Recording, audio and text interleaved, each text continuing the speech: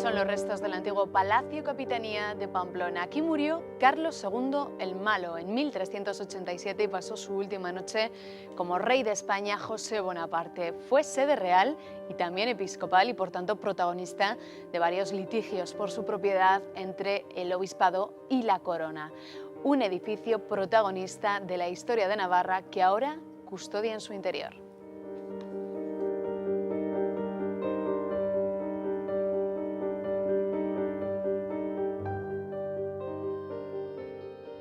Esta semana, en una mirada atrás, el Archivo General de Navarra.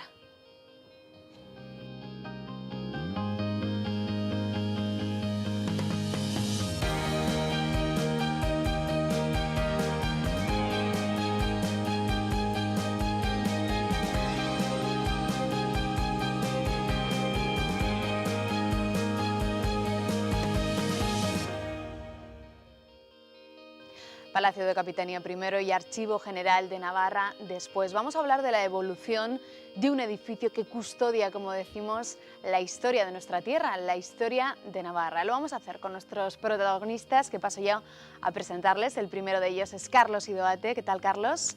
Bienvenido. Él estuvo en el Servicio de Archivos y Patrimonio Documental y ha estado pegado a esa obra, a esa transformación del edificio desde el principio. Sí.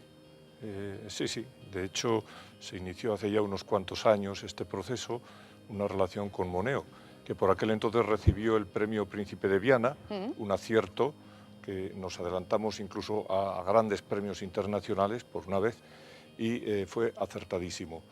El encargo a Moneo se realizó, entre otras cosas, por ese motivo y por ser un arquitecto de talla mundial. Y eso se nota en todo. Se inició un trabajo primero de limpieza de aquella ruina que era el caserón en que se había convertido el palacio y entró a continuación, ya casi en el año 2000, el proyecto de Rafael Moneo. Fue un proyecto que transformó completamente ese sitio y lo adecuó al nuevo uso, a archivo. Una transformación totalmente completa. Decía Carlos, vamos a verlos en el reportaje a lo largo del programa, de qué estamos hablando, de cómo quedaban esas ruinas y de cómo se ha levantado un edificio que alberga el Archivo General de Navarra. También lo vamos a ver con nuestra siguiente protagonista también hoy en el programa, Eloísa Remírez. Ella es catedrática de Historia Medieval de la Universidad Pública de Navarra. ¿Qué tal, Eloísa? Bienvenida. Muchas gracias, buenas tardes. Buenas tardes. ¿Hay mucha historia detrás de este edificio? Hombre, sí, desde luego, hay mucha historia detrás y hay mucha historia dentro. Detrás porque, lógicamente, es el antiguo Palacio Real, como todo el mundo sabe, y tiene una larga trayectoria desde entonces, primero como Palacio de los Reyes, también Palacio del Obispo, Capitanía General, es decir, una evolución muy larga, y hoy en día pues alberga además un tesoro histórico de una gran relevancia para Navarra. Así que hoy toca hablar mucho de historia y como no teníamos que invitar a Juan José Martinena. ¿Qué tal, Juan José? Buenas tardes. Bienvenido, buenas tardes. Él fue director del Archivo Real y General de Navarra y ha repetido también con nosotros en una mirada atrás y hoy, como no podía faltar para hablar del archivo. Muy bien, no sé si queremos hablar más del edificio o del... Vamos a hablar un poco de todo, también del edificio, tanto lo que alberga también, Eloísa decía un gran tesoro, no sé, ¿tú cómo lo podrías definir? Sí, ha sido un poco reencontrarse con su propia historia porque muchos documentos han vuelto ahora al lugar donde fueron escritos y de donde salieron y fueron emitidos en el siglo XIII, en el siglo XIV, en el siglo XV. Es un poco una trayectoria de boomerang, ¿no? de volver al mismo sitio. Pamplona tenía dos necesidades y Navarra.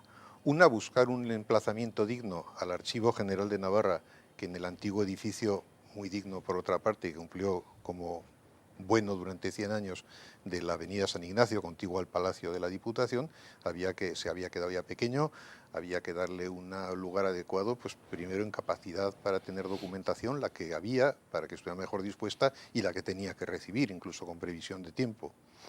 Y por otra parte, Pamplona necesitaba tener una obra del arquitecto navarro por excelencia. Entonces, pues fue el momento adecuado para que se solucionaran los dos problemas de una tacada, como se suele decir. De manera que Moneo tuviera una obra en Pamplona y una obra además emblemática, porque Se hizo en los medios de comunicación locales en cierta ocasión una especie de referendo popular en el que salió el edificio más valorado por la ciudadanía. Ahora se suele decir mucho esa palabra de emblemática, pero que es así. Ese edificio en el que se ha conjugado la tradición y la historia de un emplazamiento pues ocupado desde el siglo XII, que tiene un lugar en la historia desde el siglo XII, junto a una perspectiva pues actual y de futuro como ha sido la arquitectura de Moneo y la instalación de un archivo que en este momento es modélico, por supuesto en España, pero incluso en Europa yo creo que nos podemos codear sin mayor vergüenza ni complejo con otros muchos. Pues matizaremos luego en esa idea de por qué es modélico, ¿no?, el Archivo General de Navarra. Lo vamos a ver más adelante. Qué curiosidad, decía Juan José Martinena, el sitio en el que se han firmado muchos documentos históricos es ahora el lugar en el que los alberga. Estos que ven eran los últimos restos del antiguo Palacio Capitanía de Pamplona, un edificio que no existe en la actualidad, pero que en su interior ha guardado muchos capítulos importantes e imprescindibles de la historia de nuestra comunidad foral, una historia intrínsecamente ligada a los reyes navarros. Los orígenes de este palacio se remontan al siglo XII, quizás en torno a 1189, cuando el rey Sancho VI el Sabio ordenó su construcción. Hay que recordar que fue sede real y episcopal durante los siglos en que Navarra era uno de los estados de Europa. El edificio fue protagonista de sucesivos litigios por su propiedad entre el obispado y la corona, cambiando de mano con frecuencia. Fue, como decimos, un gran palacio románico, probablemente uno de los mejores estandartes de arquitectura civil del viejo continente en aquella época. Tras la conquista de Navarra, sin embargo, pasó a ser lugar de residencia de los virreyes españoles, al parecer desde 1539. Un periodo que se extendió hasta la abolición foral en 1841, cuando los militares se instalaron en él. Lo denominaron Palacio de Capitanía General hasta 1876 y gobierno militar después. En 1971 el ejército presentó un proyecto para demolerlo por completo y hacer un moderno edificio en el solar. Afortunadamente desde Príncipe de Viana se impidió el proyecto y como consecuencia en 1972 fue abandonado por los militares 6 años después que la Ciudadela. 4 años más tarde, en 1976, fue entregado por el ejército a la ciudad y declarado monumento histórico artístico. Cuando se iniciaron los estudios y proyectos para su rehabilitación, comenzaron los incendios provocados que destruyeron buena parte de los artesonados y parquets artísticos que contenía. A pesar de que los incendios se sucedían y que según los bomberos todos ellos eran provocados, solo en octubre de 1983 se contabilizaron hasta 12 que dejaron el edificio muy deteriorado. Por un importe de 150 millones de pesetas, el gobierno foral lo adquirió en 1986. Una adquisición que tenía un objetivo concreto: lograr la remodelación del palacio. 12 meses después, los arquitectos Manuel Íñiguez y Alberto Ustarroz presentaron un proyecto de restauración que conservaba el edificio en su integridad para convertirlo en Museo de la Historia de Navarra. Sin embargo, este no iba a ser su uso final, ya que se decidió emplearlo como Archivo General de Navarra. Para ello se encargó el proyecto al arquitecto tudelano Rafael Moneo, sin concurso previo. En 1994, antes de hacer público el proyecto definitivo y unos meses antes de ser registrado como bien de interés cultural, se ejecutó la demolición del edificio, a excepción de los muros norte y oeste y la sala abovedada semisoterrada del siglo XII.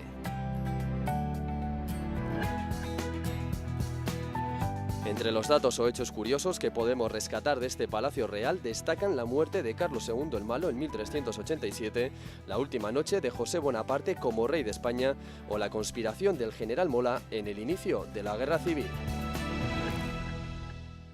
Hablábamos de una demolición, pero no completa, de un edificio tan interesante, tan importante.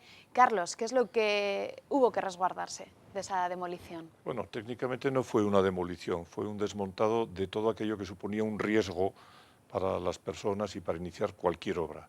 Los muros estaban muy deteriorados, las maderas estaban hechas puré y lo que se hizo fue ir quitando todo eso hasta el punto en que ya quedaba seguro y apto para la recuperación por parte de la obra que se iba a hacer con el proyecto de Rafael Moneo. ¿Qué es lo más valioso? ¿Qué hay dentro de esas paredes? Hombre, lo más valioso, las personas, los documentos y del aspecto del edificio, sin duda, la bóveda, el sótano que tiene es una gran bóveda, que es lo más original, lo más antiguo y está prácticamente como cuando se hizo. Es la parte más románica y es lo que más se ha conservado. Lo único que se ha hecho es poner un suelo de piedra y nada más. Todo lo demás está como cuando se construyó prácticamente. ¿Cómo definirías esa remodelación? Creo que no fue nada fácil. Desde luego fue una tarea compleja enfrentarse a un edificio de estas características. Sí, sin duda. Fue complejo. La verdad es que la relación con Rafael Moneo fue muy buena. Para mí fue una experiencia extraordinaria. Y se nota la mano de un hombre que sabe lo que hace y está reconocido. Para mí era muy difícil acomodar los nuevos usos, las circulaciones, y que quedara todo bien acomodado. Y bueno, pues Moneo lo consiguió. Por un lado puso la parte destinada a los documentos, una gran torre donde se ponía todos los depósitos de documentos, y la parte antigua la destina al público, a los que estamos ahí trabajando y a los que van a visitarnos.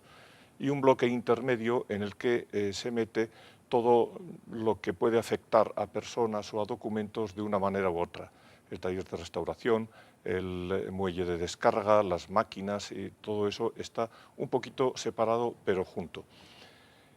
Las circulaciones son correctas, son buenas. Hay que tener en cuenta que ahí dentro hay 40.000 metros lineales de estantería y cabe pensar que alguien que pide un documento pues, tarda mucho en recibirlo.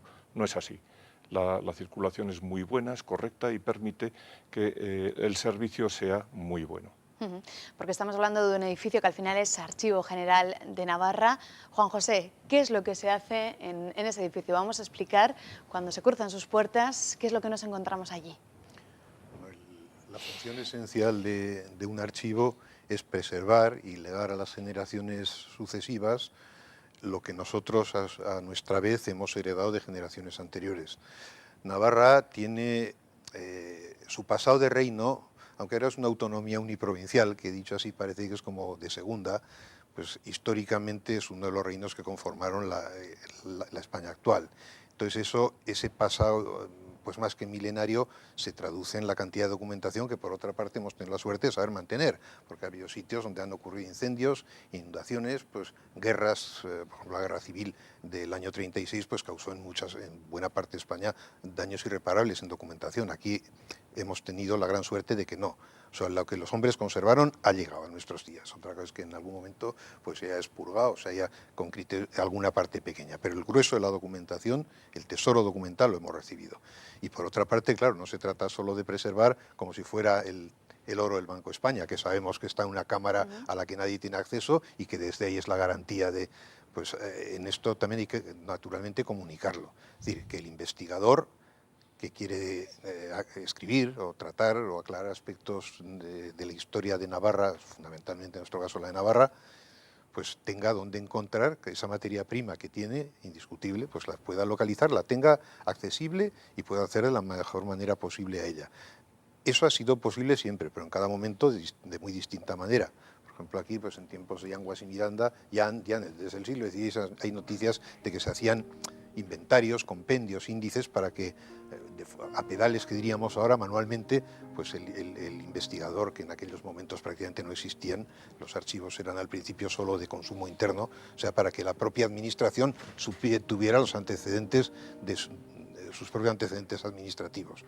Desde el siglo XIX, en que esta idea se rompe, después de la Revolución Francesa que lo inicia en Francia y luego se va pasando a toda Europa y a todo Occidente y a toda la civilización occidental, los archivos pasan a ser ya depósitos de una información que hay que facilitar. Y entonces, pues en este sentido, claro, la informática en los últimos años ha supuesto la informática y la digitalización.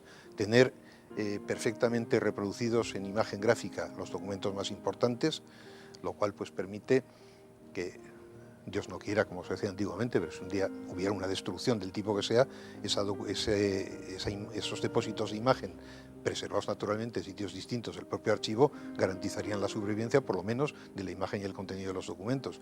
Y luego la informática pues permite que ahora mismo llega un investigador, no se puede tener todo el archivo, lógicamente, porque son millones de documentos, Carlos lo sabe bien, pero de cómo llega un investigador ahora a cómo llegaba, ya no digo hace 200 años, sino cuando yo entré en el archivo en el año 73, pues hemos evolucionado notablemente. Ahora llega un investigador y en buena parte de la documentación que ha sido tratada, pues puede llegar uno y buscar por personas, por materias o por fechas. Y decir, oiga, ¿qué hay de mi pueblo? No, la totalidad es imposible, pero por lo menos buena parte de las imágenes sí, y sobre todo se accede, más que todo el acceso informático, el poder acceder por materias, por nombres, por años, por lugares, eso es una facilidad tremenda, aunque no esté al 100%. El investigador lo agradece mucho y desde que está eso operativo se nota. Tesoros dentro de un edificio para muchos historiadores, para una catedrática también de historia, Eloisa. ¿Cuáles son esos tesoros? ¿Qué es lo que destacarías tú del archivo? Bueno, a ver, yo como medievalista, yo me dedico al periodo medieval, lógicamente el Archivo General de Navarra es una suerte muy considerable. Hay en otros lugares donde la documentación está muy lejos, aquí la tenemos muy cerca, como ha explicado Juanjo Martínena. Verdaderamente Navarra tiene un pasado de reino, con lo cual tiene todas las instituciones de una monarquía, de una realeza, y todo eso ha ido generando una serie de documentos y los tenemos ahí mismo, es decir, no tenemos que ir muy lejos a buscarlos. Eso es una parte que es la que a mí me resulta fundamental, pero hay otro tipo de fondos que han ido recalando ahí, de época medieval, de tribunales, de una serie de cosas, de cámaras, de la Cámara de Cuentas, del Reino, etc. Es decir, que hay una riqueza de documentos que están a disposición del historiador y del investigador que son pues realmente muy importantes. Y en algunos casos de fondos que son excepcionales respecto a otros archivos que no se han conservado de esa manera en otros lugares. Entonces, verdaderamente para el historiador, para una medievalista como es mi caso, son de una riqueza enorme. Para la gente que se dedica a época moderna, por ejemplo, hasta el siglo XVIII, que es los fondos básicamente más ricos del archivo histórico, siglo XVIII-XIX, pues verdaderamente también hay una serie de fondos importantísimos para cualquier historiador. Decía Juan José al principio, uno de los más importantes no solo de España. ¿Compartís esa idea? Sí. ¿Por qué? Pues un poco por esta circunstancia de que es un archivo real, es decir, es un archivo de reino, no es un archivo, a ver, sin menospreciar nada, un archivo municipal, por ejemplo, recoge la documentación emanada de un municipio, de un ayuntamiento, que es de unas determinadas características.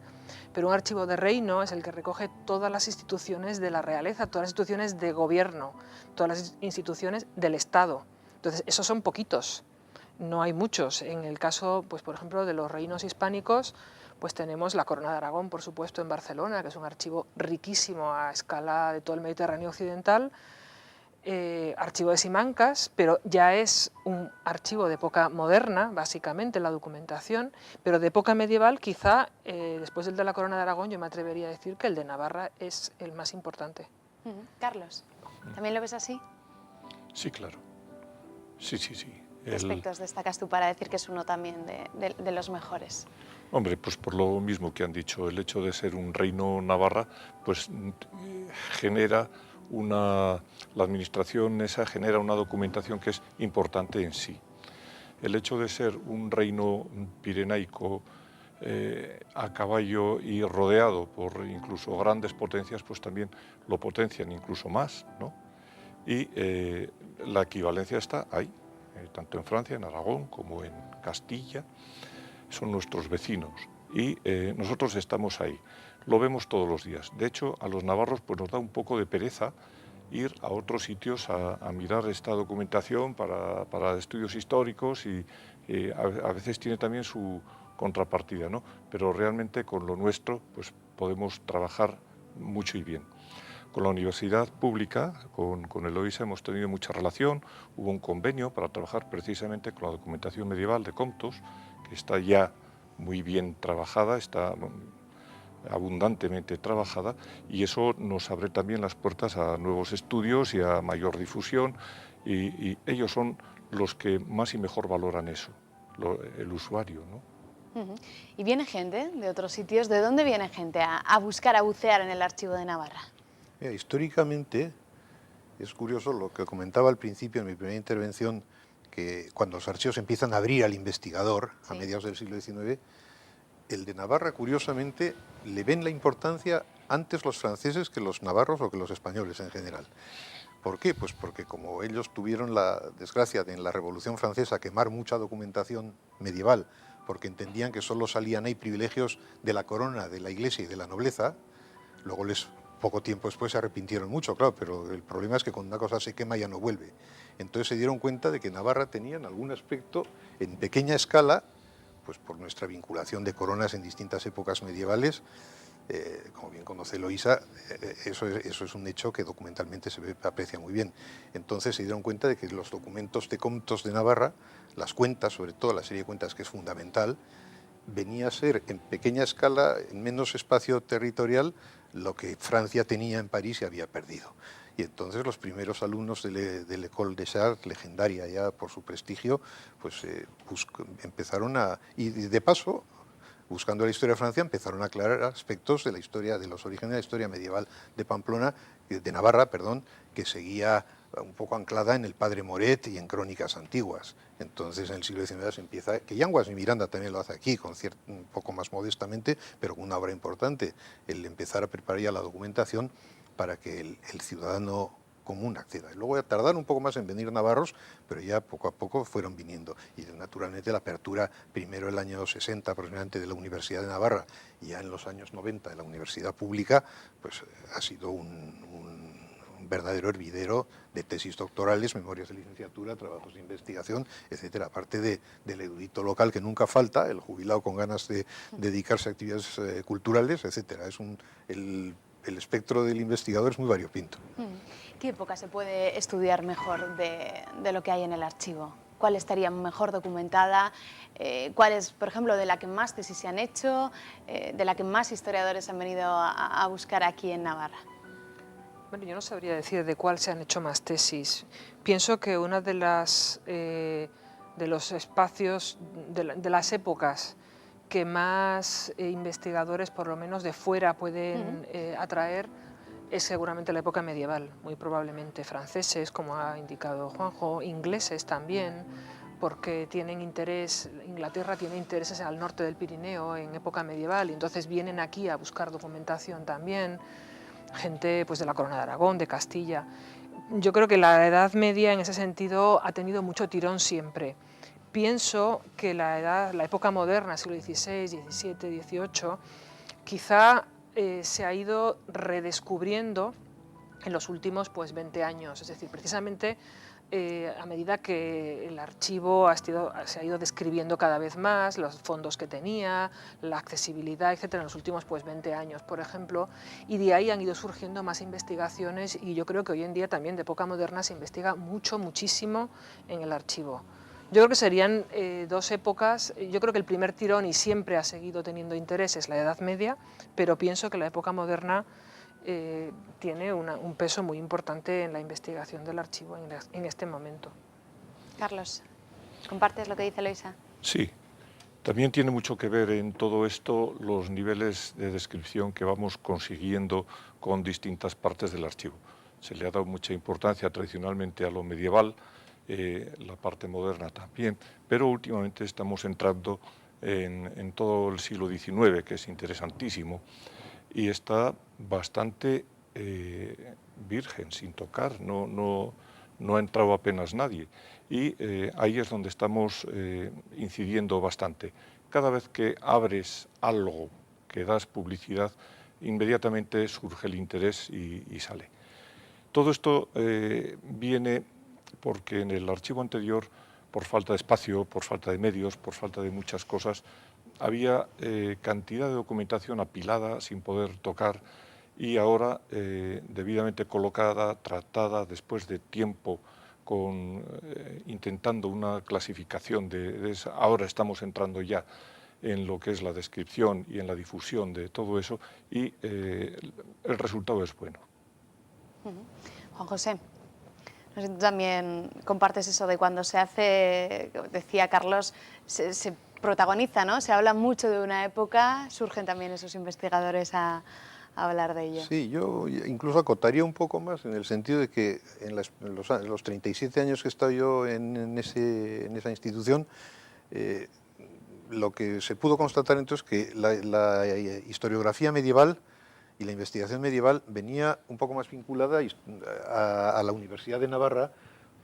Hay que recordar una vez más la personalidad de don Ángel Martín Duque, discípulo de la Carra, maestro nuestro, y que fomentó puso de moda de alguna forma el medievalismo por herencia de la Carra y tuvo un buen campo abonado. Y luego ya con la llegada a la universidad pública, sin abandonar lo medieval, que aquí está Eloísa, Juan Carrasco, que hasta también ha hecho una buena labor, etcétera, se ha echado el foco más a los aspectos de la historia más cercana a nosotros, no solo al 18 y al 19, sino incluso al 20. Y entonces eso se ha ido notando en la investigación, paralelamente a lo que apuntaba Carlos, en la medida en que la documentación estaba siendo disponible, porque afición a investigar, pues no sé, el siglo XIX, XX, la Guerra Civil, la época Primo Rivera, habrá habido siempre más o menos latente, pero la documentación no se podía acceder. Y luego se ha adelantado mucho también, junto a la propia disponibilidad de la documentación, el ponerla accesible al investigador. Hemos tenido en los últimos años, a mí ya me tocó y ahora supongo que siguen, lo de hacer convenios con otras instituciones. Pues, por ejemplo, me acuerdo con el Archivo Histórico Militar de Madrid, que teníamos el Fondo del Virreinato un poco a medias, pues hicimos un convenio para completarlo. Conservamos la parte original, cada una de las partes contratantes, digamos, pero las dos partes tenemos luego disponibilidad de la totalidad digitalizada. Es decir, se han recuperado nuevos fondos de Hacienda que antes no habían pasado, los protocolos notariales se incorporan en cuanto cumplen 100 años, la documentación judicial va pasando también en un proceso ya arreglado. O sea, es lo que decíamos, que es en un archivo tener un poco muchos. Documentación que mientras está en su fase administrativa, está en la audiencia, está en distintos sitios, o en Hacienda o en cualquier delegación, al final ahora ya se han arbitrado los mecanismos casi automáticos para que llegue a donde tiene que venir, que es primero el archivo administrativo, que estaba físicamente en Cordovilla, y por último el archivo histórico, que es el del edificio que estamos comentando y al que nos hemos referido fundamentalmente en esta intervención. El archivo que custodia la historia, que guarda la historia, pero si os tenéis que quedar, Eloísa, por ejemplo, con un hecho, con algo histórico que sucedió dentro del edificio, ¿con qué te quedarías? Con algo histórico que sucedió. Hablábamos de esa última noche de José Bonaparte como rey de España dentro del edificio. No sé, con alguna curiosidad histórica que sucediera. También le pregunto a usted, Carlos, ¿con qué se quedarían? Hombre, el hecho más reciente es el discurso de Mola, ¿no? Cuando en la guerra, en un balcón que había que ya no está. Proclama. Sí. Y eso es quizás lo más reciente. Después ya ha tenido una vida un poco anodina, hasta que entró en ruina, ¿no? Me refiero a sede de Reyes, ahí hablamos también de esa trifulca entre Iglesia y Estado. ¿Cómo fueron aquellas épocas? Pues desde la Edad Media. Sí. Bueno, resumiéndolo así muy brevemente, a ver, el origen del palacio tiene que ver en parte con esa lucha entre el rey y la mitra, el obispado de Pamplona, y en parte también con un interés por tener un palacio real en la ciudad. Es decir, en la evolución de lo que son las capitales de los reinos, por ejemplo, la aparición de una capital que se va estableciendo como lugar de asiento principal de la realeza y tal, en toda Europa es una evolución más o menos similar y más temprana. Pero en Pamplona había una complicación muy importante, y es que la cabeza del reino, que además daba nombre al reino de Pamplona en aquel momento, no pertenecía al rey. El rey no tenía patrimonio, tenía alguna casa y alguna huerta, pero no era el propietario de la ciudad, digamos. Entonces se daba la paradoja que en la cabeza del reino no vivía el rey y no tenía casa, no tenía palacio.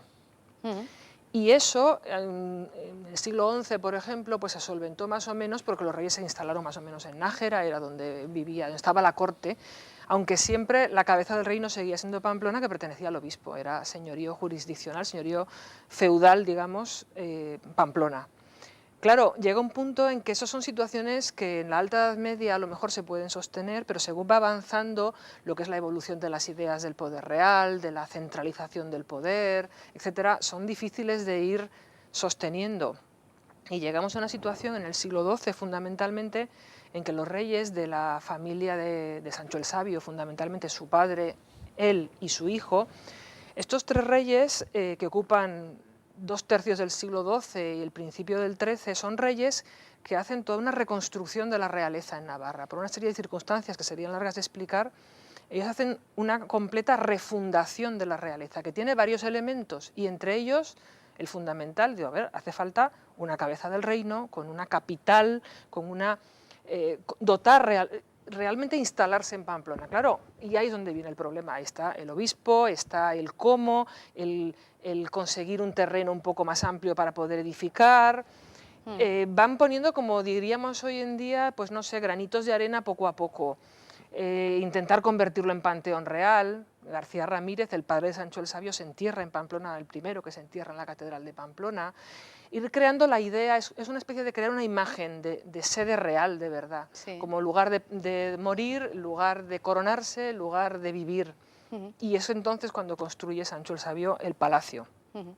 Pero claro, eso siempre es una pugna con el obispo durante mucho tiempo, que luego pues acabó como acabó, y eso hace que el primero sea Palacio Real, luego se le ceda al obispo, luego está en pugna todo el santo día, todo el siglo XIII, el XIV, el XV. Esa es la pugna permanente hasta que realmente la Pamplona deja de ser señorío del obispo a principios del XIV. La historia de un edificio que ha acabado siendo el Archivo Real de Navarra. Gracias por habernos acompañado, gracias Carlos, gracias Eloísa, Juan José. Gracias a ti. Te quedas en la segunda parte del programa porque hacemos una pequeña pausa y regresamos enseguida. Hasta ahora.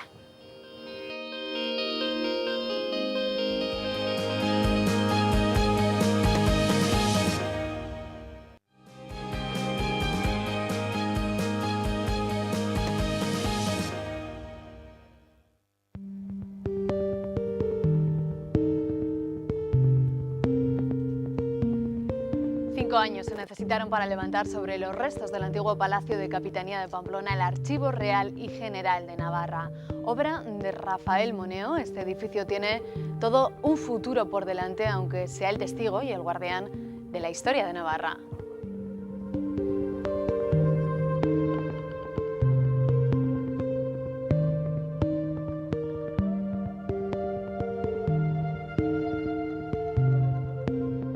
Entre sus funciones, custodiar, conservar y difundir los fondos de las instituciones del Reino de Navarra, garantiza su adecuada conservación y también la restauración de los documentos. Un edificio sobre el que vamos a seguir hablando mucho con nuestros siguientes invitados. El primero de ellos es arquitecto, Luis Tena. ¿Qué tal, Luis? Bienvenido. Hola, buenas tardes. Y también nos ha acompañado en otras ocasiones para hablar de esa arquitectura, de otros edificios emblemáticos en otros programas. En este caso toca del archivo. ¿Con qué te quedas en esta primera idea de este edificio? Pues, no sé, a lo mejor lo que voy a decir debe haber sido comentado en la sesión anterior, ¿no? ¿Sí? Pero es que yo creo que los años finales de los 80 y principios de los 90 no estaba muy claro que fuese el archivo lo que iba a ocupar estas ruinas, porque hubo un cierto debate sobre... En aquella época en Pamplona no había grandes dotaciones, las que había estaban como mal instaladas, y hubo un tiempo, incluso participé en algún tipo de plan para llevarlo a cabo, en que fuese el Parlamento el que ocupase este edificio, ¿no? Y no lo han comentado antes y creo que podía ser interesante, porque esa época ha pasado y se tiene un poco en el olvido, y había unas ciertas como tensiones entre ayuntamiento y diputación y gobierno sobre qué hacer con ese edificio. Yo llegué a oír incluso que también la biblioteca. Entonces, bueno, desde el punto de vista urbanístico, se podía considerar que una institución como una biblioteca o un parlamento podía llevar más actividad a esa zona, más que lo que es la actividad que lleva un archivo, que esto a lo mejor luego lo podemos discutir, o no sé, a lo mejor es excesivamente polémico, ¿no? Pero creo que influyó mucho también los tiempos, que eran un poco más duros en el sentido de tensiones políticas, y yo creo que en el Parlamento se decidió que no era muy seguro meterse en ese ámbito para cuestiones de pues no sé, de evacuaciones, de entradas, de salidas, de aparcamientos, pero no hubiese estado mal tampoco. O sea, yo no sé, a veces es volver a ciertas utopías, pero hubo un tiempo que incluso he visto dibujadas yo unos pequeños esquemas de la posible ubicación.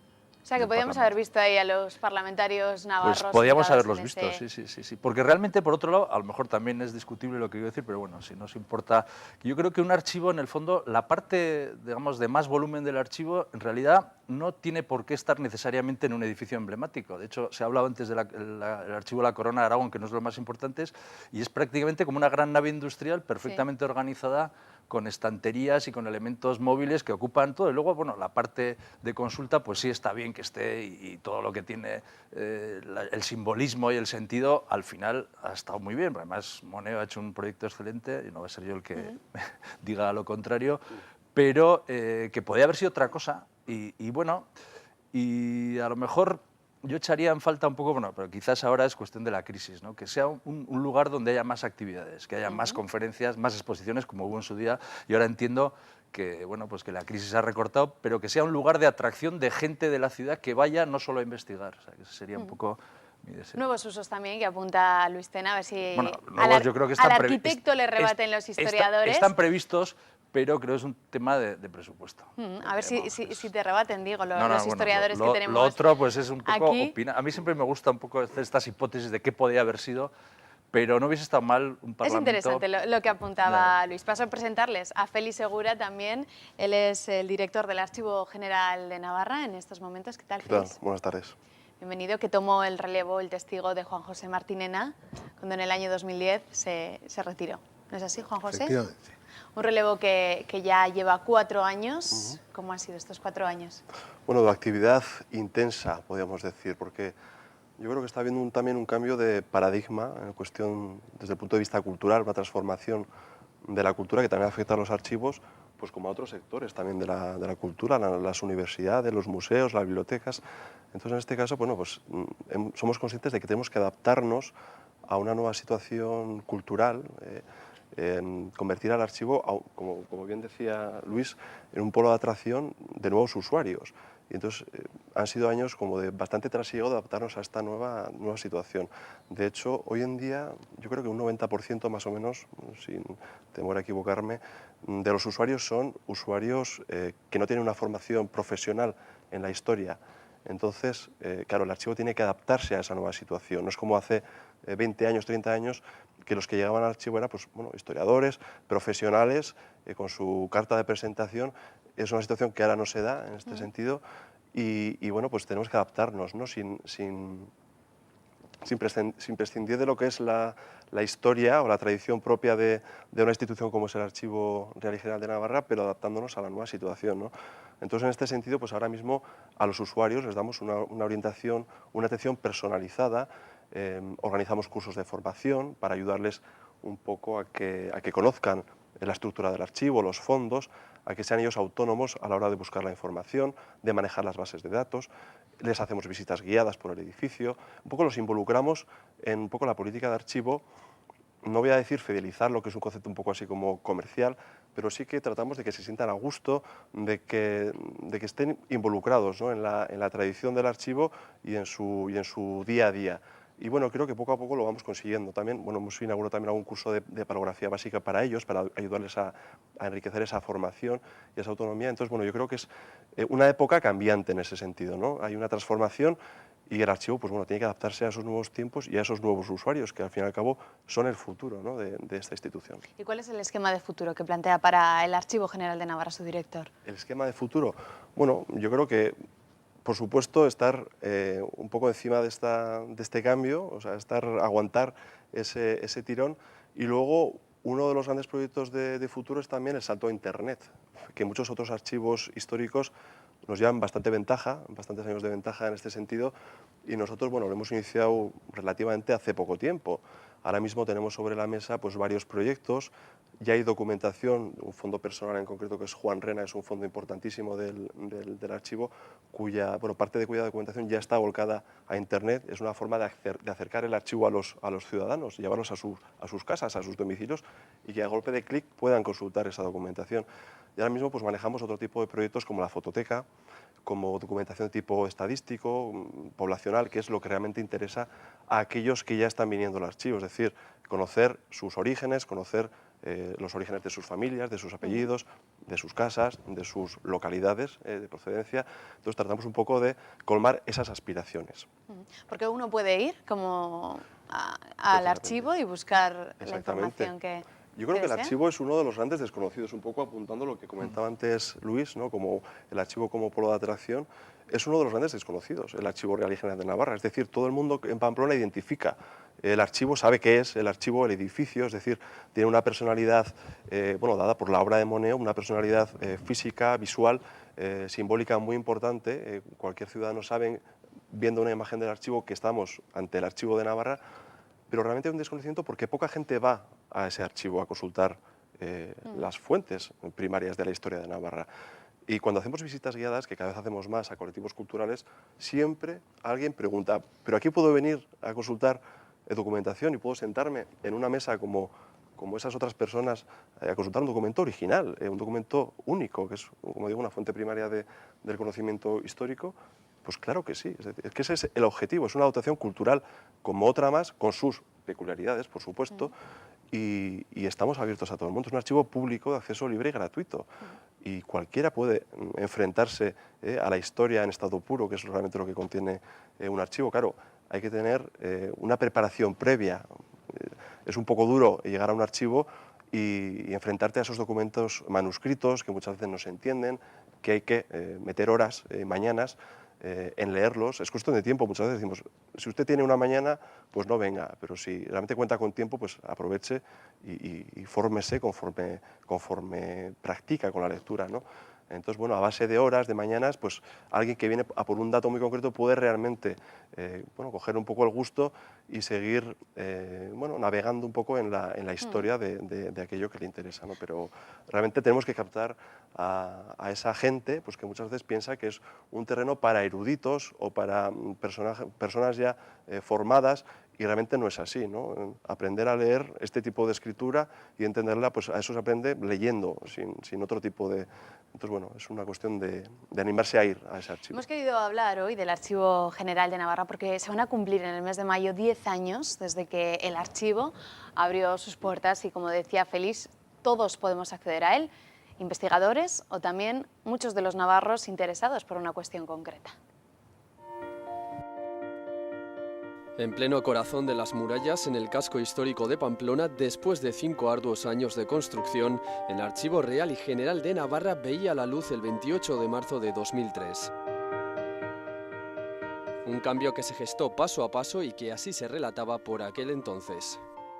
Las obras, que terminarán con el año, tienen por objeto el desmontado, demolición y desescombro de aquellas zonas que afectan a la vía pública y que, según los estudios que ha realizado la institución, no tienen interés histórico-artístico y solo degradan el monumento tanto por su configuración como por su estado ruinoso.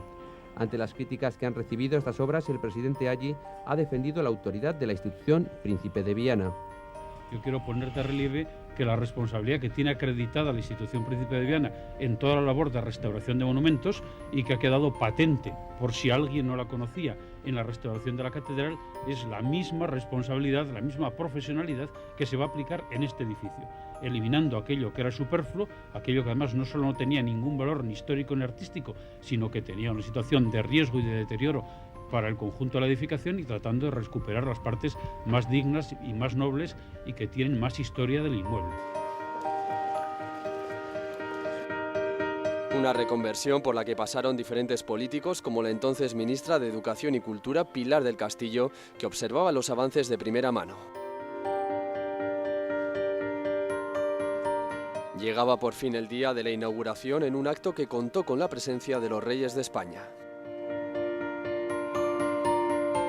A la entrada del edificio, sus majestades los reyes y la ministra Pilar del Castillo han sido recibidos por el presidente Miguel Sanz, por la alcaldesa de Pamplona, por el delegado del Gobierno, José Carlos Iribás, así como por el presidente del Parlamento. Allí mismo, en el zaguán, sus majestades han saludado al resto de autoridades. Seguidamente, don Juan Carlos ha descubierto una placa conmemorativa.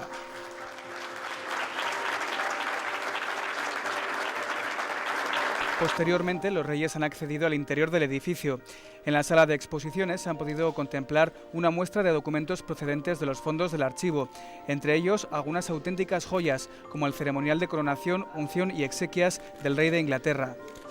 Más tarde, la comitiva ha visitado la biblioteca, todavía sin libros, donde han podido recibir una explicación sobre el edificio y han contemplado algunos paneles explicativos. A continuación, sus majestades han firmado el libro de honor, para posteriormente visitar la sala de consultas del archivo. Allí han podido acceder a información de los fondos del archivo por medio de un ordenador. Así han accedido al acta de coronación del rey Carlos II y a unos mapas de la zona de Corella.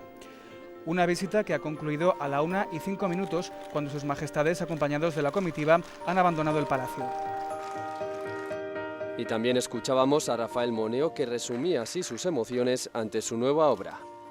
Estoy contento, yo creo que hay que evitar la autocomplacencia y yo sabía que tenía que construir una masa importante, un volumen importante para albergar los 40 kilómetros de estantería que tenían los archivos o que querían los archivos. Mi propuesta fue el rescatar el edificio gótico, forrándolo literalmente con una mampostería que recuperase por completo su volumen y su imagen sin atender a la literalidad del detalle gótico. Ver aparecer un edificio que la gente dirá siempre estaba allá, pero lo veíamos con una cubierta a dos aguas y de teja, y ahora lo vemos con una cubierta de piedra y con algo, con torres que estaban y que no se ha hecho otra cosa sino enfatizarlas y acentuarlas. De este modo, el Archivo Real ofrece una imagen singular en la que se integra la vieja fachada del palacio con elementos de nueva construcción. Pero conozcamos más exactamente los diferentes usos que alberga en su interior. Hoy en día aquí se conjugan las últimas tecnologías informáticas con los documentos históricos. Todo el material se está registrando en una base de datos gracias a la cual los investigadores pueden consultar de forma fácil y rápida. Y es que el volumen de documentos de Navarra no es comparable a los de otras provincias de similar tamaño. Somos una suma de distintos archivos metidos en un solo archivo, en un solo contenedor, en un solo depósito. Y eso se nota. Navarra, aunque ahora actualmente pues ha quedado en una autonomía uniprovincial, que dicho así pues suena como un poco, no sé, como poca cosa, tiene un pasado histórico importante como reino, y conocer cuáles son verdaderamente lo que diríamos las joyas de la corona de lo que este archivo guarda. Pues no sé, el libro de Armería de Navarra, el códice original del Fuero General de Navarra, el ceremonial de la coronación y unción de los reyes. 11 años de vida contemplan este valiosísimo edificio que tiene todo un futuro por delante para dar a conocer, cuando lo deseen, tanto a los pamploneses como a todos los navarros, retales de historia que han hecho de la comunidad foral lo que conocemos hoy en día. Bueno, pues ahí teníamos a Juan José Martínez explicándonos los tesoros que encontramos en ese archivo. Menos. Algún año menos, han pasado al final 11 años. ¿Cómo recuerdas aquel día de la inauguración que veíamos por todo lo grande, no? Bueno, tuvo el detalle curioso que al principio fue inaugurar un poco humo, porque no se produjo la apertura al público inmediatamente después, sino que transcurrió prácticamente un año hasta que, pero en aquel momento la agenda de la Casa Real se quería contar con la presencia de los reyes y había distintos problemas que posibilitaban que solo en esas fechas pudiera ser la que ellos venían. Entonces, aunque no se había, bueno, el traslado propiamente sí que conseguimos hacerlo en tiempo récord, poco después, pero el problema fue ese, que los intereses de la Casa Real, la agenda era complicada. Cuadrada. Entonces estuvo un año prácticamente entero pues cogiendo, y nos vino bien para ir haciendo los preparativos en la sede vieja, que es la que han salido algunas de las imágenes, la de la avenida San Ignacio, de forma que al final ya, pues cuando realmente se produjo la apertura efectiva con menos boato, pero ya la real, la que la gente empezó a usarlo, pues estuviera todo en condiciones como debe ser. Yo había compañeros por ahí cuando íbamos a reuniones del gremio, pues en Madrid o en sitios de fuera, decía, oye, pero un archivo, el traslado, os vais a encontrar con el traslado, con la documentación que hay ahí, que tenéis toneladas. Eso se suele decir entre archiveros que, ¿cómo se suele decir? Dos traslados equivalen a un incendio, ¿no? Pues sí, teníamos cierto miedo, pero la verdad es que se hicieron los deberes a tiempo. Teníamos entonces, lo seguimos teniendo ahora, pero vamos, entonces contamos con gente verdaderamente experta en esto, lo supieron hacer, de manera que lo que nos casaba en el ordenador, luego tenía que casar en la realidad. Luego tenía que cuadrar. Y se hizo al legajo, entraban las cosas al milímetro y salió todo a la perfección. De forma que tendréis que estar cerrados un año, año y pico. No, lo primero fue por causas impuestas, pero cuando ya realmente se cerró un archivo y comenzó la vida, los primeros pasos de primeros balbuceos del archivo nuevo, el traslado se produjo, yo creo que en mes y medio, una cosa así, creo recordar. Que fue un trabajo, o sea, fue tremendo, pero modélico. Pues nos quedamos ya sin tiempo. Gracias por habernos acompañado, Juan José, para hablar de este archivo que decíamos, Félix cumple 10 años, estáis preparando también... Este año se celebran el 17 de mayo precisamente pues los 10 años de esa reapertura a los investigadores, que es realmente lo que hay que conmemorar, ese disfrute del archivo para toda la ciudadanía. Y bueno, Pues simplemente decir que hemos preparado una serie de actos, una exposición conmemorativa, un poco retrospectiva con los documentos más importantes para la historia de Navarra, para nuestra identidad como tierra milenaria. Y bueno, animo a todo el público que quiera pues que se pase por ahí. Que se pase por allí. Gracias, Félix, también. Gracias, Luis, un placer, como siempre. Contar contigo. Y a todos ustedes les espero la próxima semana con nuevos temas. Hasta entonces, gracias. Adiós.